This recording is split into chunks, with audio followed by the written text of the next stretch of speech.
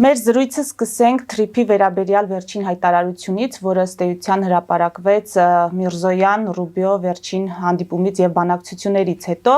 այդ փաստաթղթում ընդգծվել է Հայաստանի ինքնիշխանությունն ու իրավազորությունը սահմանային եւ մաքսային գործողությունների նկատմամբ բացարձակ են եւ անքննելի, սրանով հանդերձ Երևանը ԱՄՆ կառավարության վերահսկողության տակ գտնվող հատուկ ընկերությանը երկարաժամկետ բացառիկ իրավունքներ է տրամադրելու երթուղու նկատմամբ, որը Սյունիքի մարզով Ադրբեջանը կկապի Նախիջևանի հետ, այս հայտարարության հետ կապված ձեր դիտարկումները վերլուծությունը նաև քննադատություն կա, որ ամերիկյան կողմին տրվել է բաժնեմասերի մեծ չափաբաժինը 74%, իսկ Հայաստանին 26%, պաշտոնական մեկնաբանությունն ու բացատրությունն այն է, որ դա պայմանավորված է ամերիկյան ներդրումներով, տրամաբանական է եւ 49 տարի հետո, երբ ամերիկյան կողմը ստանա իր շահույթը, այսինքն ներդրումները հետ վերադառնան ֆինանսի տեսքով, ապա բաժնեմասերի այդ հարաբերակցությունը կփոխվի։ Կխնդրեմ ձեր ընդհանուր դիտարկումները, վերլուծությունը։ Տեսեք, եթե մենք խոսայինք իդեալի մասին, այդ ճանապարհը պետքա ենթադրենք, եթե Հայաստան լիներ ուժեղ պետություն, պետքա վերահսկեր Հայաստանը, ոչ մի թրիփ պետքա չլիներ, սա իդեալի մասին ենք խոսում, բայց մենք պետքա ելնենք այն իրավիճակից, որ ունենք, իսկ իրավիճակը հետևյալն է, Հայաստանը պարտվել է պատերազմում, Հայաստանը 35 տարի արդեն սխալ քաղաքականություն ա վարում, արտաքին սխալ քաղաքականություն ա վարում, ուրեմն եւ այս շարունակում է կախված մնալ Ռուսաստանից եւ խորը կախվածության մեջ մնալ հիմա ինչ որ տենց խաղեր են փորձում տալ արևմուտքի հետ ինչ որ բան փոկելու համար բայց մտադրություն փոկվել Ռուսաստանից էլի չկա դա տեղի կունենա միայն այն ժամանակ երբ որ այսինքն այն ինչ որ կանխատեսում են իրանք մտել էին process-ի մեջ ուզում էին Ռուսաստանին ներգրավեին ինչը երեք օրինակ Զատուլինը ասաց այդ մասին խոսենք եթե բան լինի որ այսինքն իդեալի այս ռեգիոնալիստ իշխանությունների համար իրենց համար կարևոր է որ բոլորը ներգրաված լինեն եւ Իրանը եւ Ռուսաստանը ոչ մեկ խնդրեմ չունենա բայց մենք զգուշացնում ենք որ այդպես լինել չի կարող Այսինքն ի սկզբանե ես դեմ չեմ, եթե կարողանային այդ բոլորին միավորեին, ինչ որ, չգիտեմ, երկրի զարգացման համար իդեալական ինչ որ նպաստավոր պայմաններ ստեղծեին, աշխարհական վիճակը նպաստավոր լիներ, ես կասեի շատ լավ ճիշտ է, հիմա պետքա բոլորին ներգրավել, բայց զգուշացնում ենք, ասում ենք մենք գտնվում ենք այն վիճակում, որտեղ հնարավոր չի։ Մենք իզոլացիայի մեջ ենք եւ թրիփը այս իրավիճակում եկավ օգնության ինչ իմաստով։ Միակ տարբերակն էր, որ մեզ հնարավոր էր այս պահին հանել իզոլացիայից որտեղ սխալի հետևից եւ կարծես process-ը սկսեցին թուրքերը, ադրբեջանցիները շարունակեցին, իրենք մեծ ակնկալիքներ ունեին, բայց Միացյալ Նահանգներում տեղի ունեցավ փոփոխություն, այսինքն երբ որ Թուրքիան եւ Ադրբեջանը փորձում էին բենեֆիտներ ունենալ, իրենք տանեին հայերին, իրենք տեսեք միջև հիմա ուշադրություն դարձրեք, Ալիևն ու Թուրքիան ոնց են, հատկապես Ալիևը ոնց է ներկայացնում, որ մենք արեցինք այս process-ը, մենք էինք այս խաղաղության Հայերին ստիպեցինք, տարանք Միացյալ Նահանգներ, չէ՞, եւ եթե հայերը դա չիրականացնեն, տեսեք ինչ է ասում, դա կլինի ինքնասպանություն Հայաստանի համար, որ իրենք Թրամփի ասածը չեն անում։ Տեսնում եք, Ալիևի ելույթները լսում եք, այսինքն հիմնական գաղափարը սա է։ Եվ դա ճիշտ է, որ իրենք են սկսել process-ը։ Դա ակնհայտ է, որովհետեւ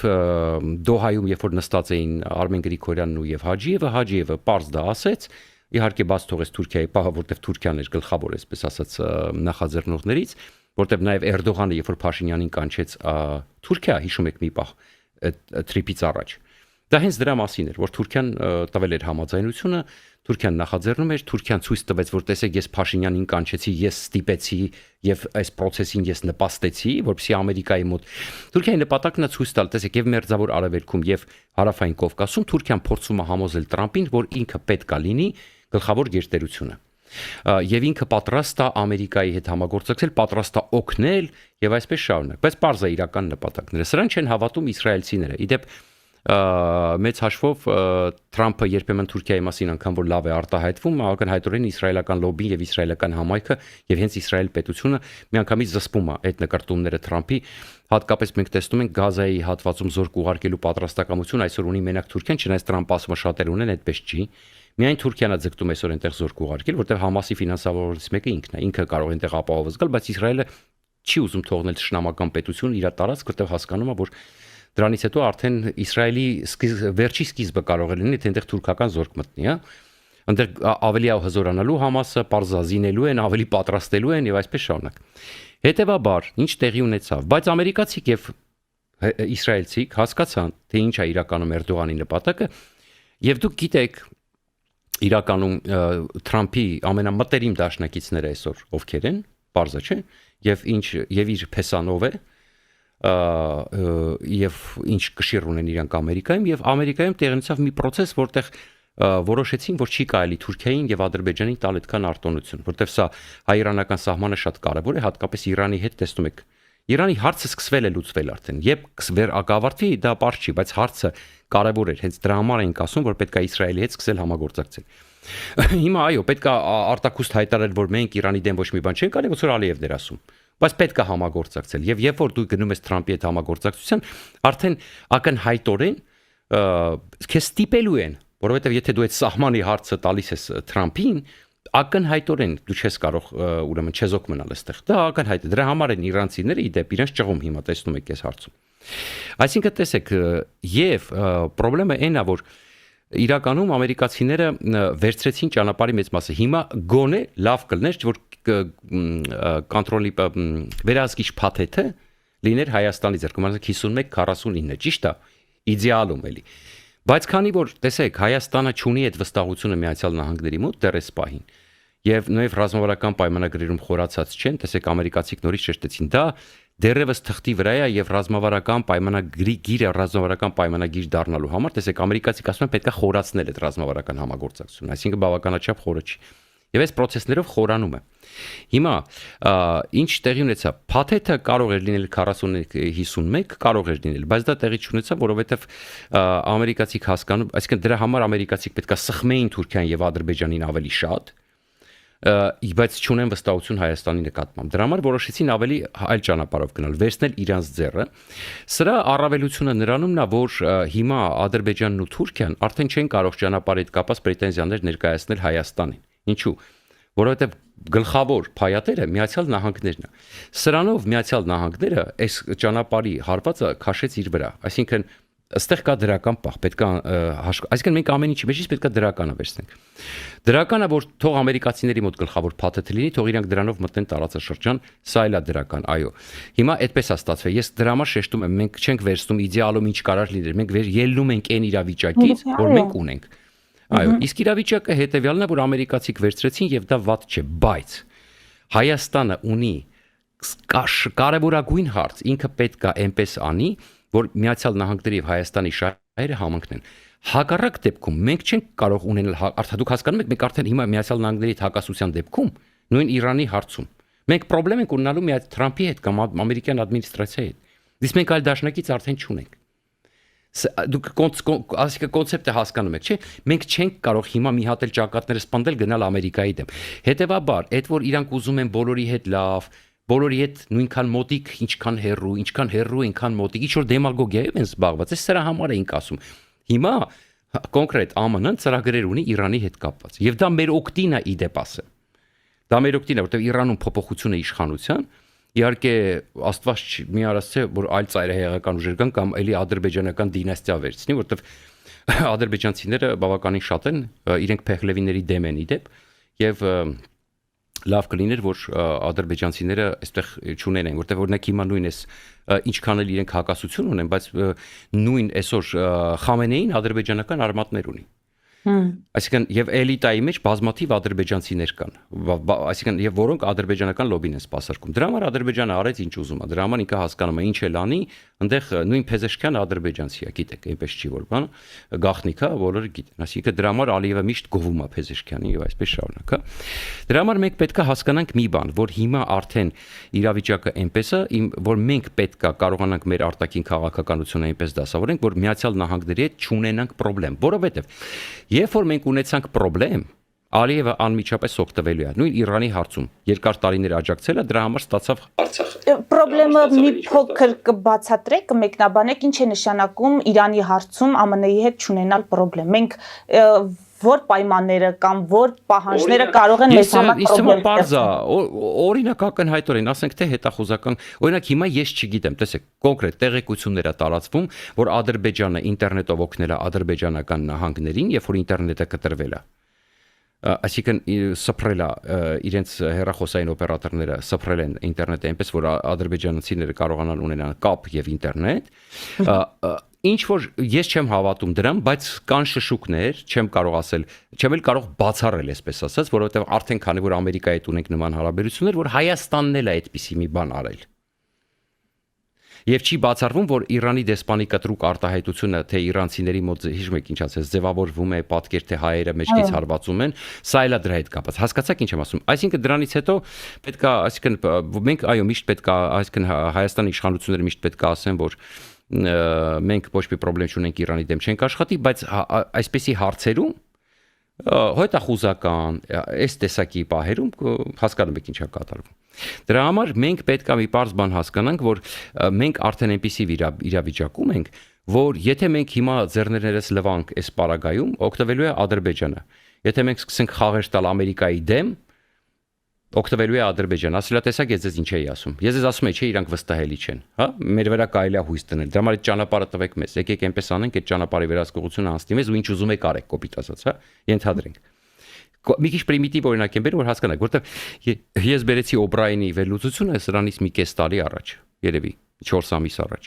Եվ Օբրայենը այնտեղ պարզ ասում է, Օբրայենը այն մարդն է եղել, որ այս թրիփի բանակցություններով զբաղվել է, այն վաղ թրիփ չէր կոչվում, այն վաղ այդ նույն միջին միջանցքն է, որով զբաղվել է Օբրայենը, այսինքն։ Դա տարբեր անուններ ունի, Տրանսկասպիան, չգիտեմ, միջին միջանցք, հիմա թրիփ եւ այսպես շարունակ։ Դրա համար Օբրայենը զգուշացնում էր, որ նա Ալիևի նպատակը։ Իսկ Օբրայենը բանակցություններին ծանոթ մարդ է, նա է սկսել այս ամբողջ process-ը, նա է հիմնական բանակցող է։ Եվ նա ասում էր Ալիևի նպատակը հետեւյալն է՝ ուշ թե շուտ հայերին հանել խաղից։ Եվ ճանապարհը վերցնել իր վերահսկողության տակ։ Հիմա այս իրավիճակը, այսպես ասեմ, իդեալական չի, բայց ելի մեծ հնարավորություն է տալիս աշխատել, լավ արդյունքի հասնել, իզոլացիայից դուրս գալ։ Ավելին ասեմ, մեզ հնարավորություն է տալիս հիմա Ամերիկայի համար խելացի քաղաքականության դեպքում դառնալ այնպիսի դաշնակից, որի արդյունքում մենք բազմաթիվ բենեֆիտներ կունենանք, օգուտներ կունենանք։ Իհարկե մտահոգիչ բաներ կա, էլի պարզ չի մնում, թե ադրբեջանցիները առնչվելու են հայ սահմանապահների թե չէ, ընտրովի են առնչվելու թե չէ, այսպես խառն է, հա, տարբեր կարծիքներ կան, այդ front office, back office հասկացությունը, ասենք, տեսեք,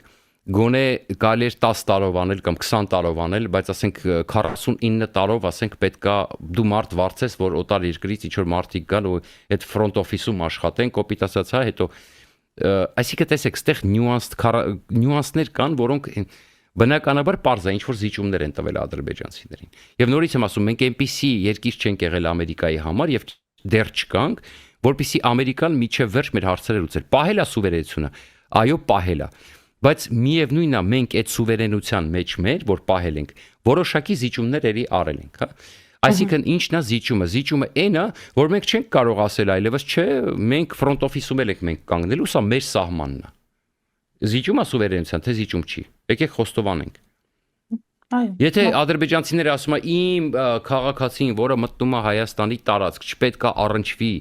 հայ սահմանապահին։ Եվ եք ասում եք, լավ, մենք կբերենք ինչ որ կվարձենք մի կազմակերպություն, որը front office-ում ձեզ կդիմավորի, կասի ճիշտ է, էլի լավա որ այդ կարևոր հարցերով իրանք չես զբաղվելու, այսինքն մաքսային բան մնացած հարցերը։ Բայց միևնույնն է, մենք չենք կարողանում մեր տարածքում, մեր front office-ում դնենք հայի։ Զիջումա, չէ, այսինքն այստեղ խնդիրներ կան։ Նույնն էլ մեկը այդ մեխանիզմները իրանք բացատրեցին 6 էջանոց տեքստի մեջ, մեկը չլուծված հարցեր կա։ Մեկը էլի մնում են բաներ, հա, ինչքան էլ իրանք ասեն ամեն ինչ բարձը գրված է, ոչ, մեկը պետք է հասկանալ, օրինակ, այդ գումարները ոնց է գալիս, հա։ Տեսեք, 76-24 ինչ է նշանակում։ 24%-ը տրվելու է մեգադախ 74-26 26%-ը տրվելու է մեգադախլչիներին կառուցապատման համար, այսինքն այն պրիմիտիվ բաները, հյուրանոցա, չգիտեմ, հա, ռեստորանա ճանապարհին, կաֆեա, այդ սա իրանց մեգադախլչիներն են օգտվելու։ Պարզա, այդ դրա համար է արված, հա, որտեղ կան այդ փողերը, ճանապարհը ակտիվանելու լավ փողեր կաշխատեն։ 74%-ը գնալու է Միացյալ Նահանգներին։ Հիմա հարց. տրանզիտային գումարներն էլ է դրան մեջ մտնելու, երևի թե հա, որտեղ տեղափոխողը իրանք են երկաթգծեր իրանք են սարքում։ Որն մաքսային վճարներ է գալու Հայաստան։ Միայն այն, որտեղ Հայաստան են մտնում այդ ապրանքները, գուցե այո, այդ ապրանքները, որոնք Հայաստան են մտնում, ել չեն տեղափոխվում դեպի, այսինքն տրանզիտով չեն գնում, Հայաստանի համար են նախատեսված, գուցե այդ գումարները Հայաստանին է գալու։ Բայց այն ապրանքները, որը տրանզիտով են գնալու, այս դեպքում ուրեմն եկամուտն էլ է 74-26-ով բաժանվում։ Այդ դեպքում այո, մեգադախլչիները կօգտվեն, բայց պետությունը մեծ հաշվով, ինչպես եւ ասում ենք, այդ տրանզիտային գումարները մեծ չի լինելու։ Ինչն է կարևոր, ինչը եւ զգուշացնում ենք, Հայաստանը ճիշտ քաղաքականության դեպքում կբացվի օտարերկրյա ներդրումների համար։ Օտարերկրյա ներդրումից գալուց,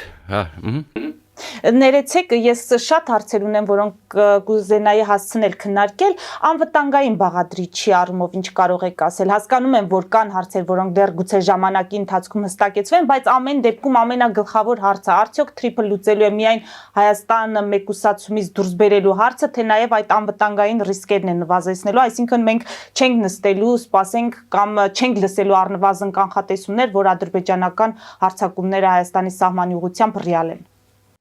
Ես ըստ էության հարցին պատասխանեցի, երբ որ ասացի ամերիկացիները իրանց վրա վերցրեցին հարվածը։ Այսինքն տեսեք, դուք տեսեք ինչ արեցին, 74%-ը վերցնելով իրանց, դրանով ես դրա համար ասեցի, այսինքն Թուրքիան եւ Ադրբեջանը այլևս չեն կարող Հայաստանի կմտածեն առնվազն։ Բացի դրանից չեն կարող Հայաստանին ասել, էսի տուրինց կամ այն տուրից արդեն Ամերիկան է 70, բայց վերահսկիչ փաթեթը ԱՄՆ-ի ձեռքում է։ Սա լավ է այն դեպքում, որովհետև տեսեք, բայց այստեղ նայեք, հա, այնտեղ է մի կետ էլ կար բացառիկ իրավունքներ տրամադրելու։ Ինչքան որ ասում են, այո, մեր հետ պետքա խորհրդակցվի, մենք միասին ենք որոշումներ, բայց այնտեղ գրած է բացառիկ իրավունք է տրվում Թրիփ ընկերությանը, որ որոշի, չգիտեմ, ումը պատվիրելու, ինչը անելու, հա, այնտեղ հարցեր կային, շարք կար, ճիշտ է, կետեր կար, թե ինչ բացառիկ իրավունքներ են տրվում Թրիփին։ Բայց Թրիփի մեջ էլ ախր 74-26-ը հարաբերակցությունը վերահսկիչ փաթեթը ամերիկացիների ձեռն է։ Հասկանում եք, այսինքն էլի միասին են քննարկելու, բայց միևնույն է որոշումը կայացվելու է, այսինքն կարող է թուրքական ընկերություն վարձեն։ Օրինակ, հա։ Եվ այնտեղ շատ կարևոր հարց է, օրինակ այդ գազամուղը որ կառուցվի, օրինակ այդ գազամուղը ում է պատկանելու, այսինքն այդ գազամուղի այդ հատվածը խողովակի ում է պատկանելու։ Այսինքն այստեղ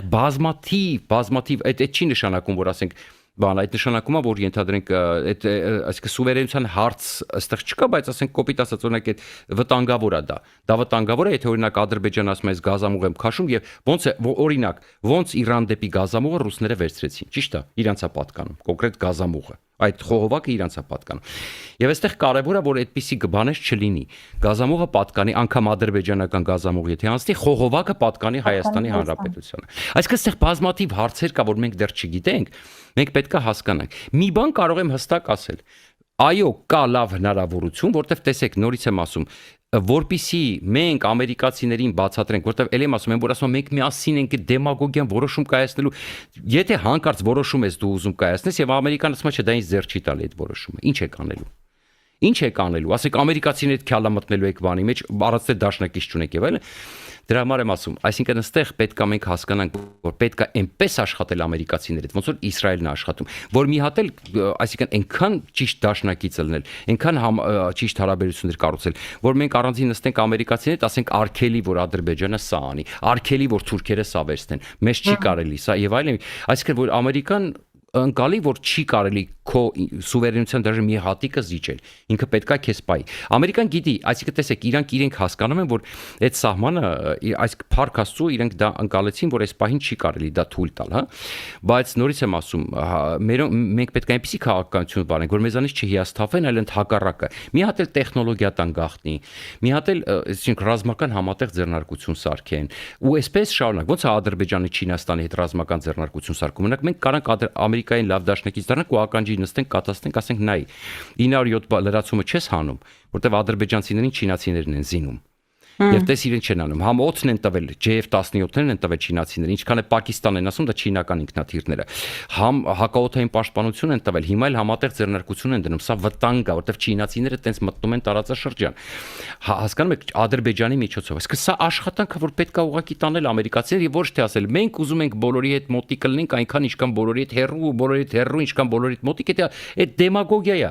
որ բոլորը ծիծաղում են։ Դե տեսնում եք, ռուսները հիմա ինչ են ասում, իրանցիները ինչ են ասում, դե մոտիկ Իրանցիները ասում ամերիկանից սպառնալիքն է, ռուսներն ասում են, ես դուս եք թողել։ Դե մոտիկ եղի, տնա ոնց է սլնելու։ Գալու է պահը, երբ որ իրանց սխմելու են բոլոր կողմերից, եւ իրանք պետք է այդ ընտրությունը կատարեն։ Շատ լավ։ Հիմա հայտարարությունը